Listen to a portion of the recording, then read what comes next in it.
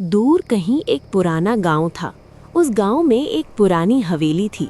ऐसा लगता जैसे वहां भूतों का बसेरा हो। कोई भी दिन हो या रात हवेली की तरफ ना जाता। लोग कहते कि रोज रात को हवेली के दरवाजे को कोई खटखटाता था।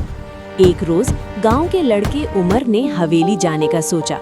वो रात से पहले हवेली चला गया।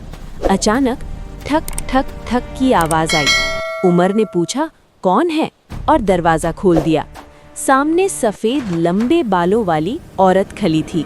उसकी आंखें खाली थी, जैसे उनमें जिंदगी नाम की कोई चीज ना हो। उमर के कदम वहीं जम गए। जुबान से आवाज तक न निकली।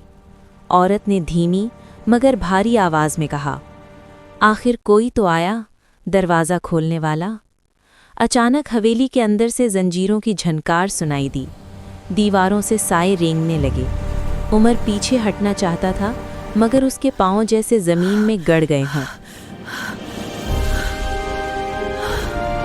अगली सुबह गांव वालों ने देखा हवेली का दरवाजा खुला था, मगर उमर कभी वापस ना आया।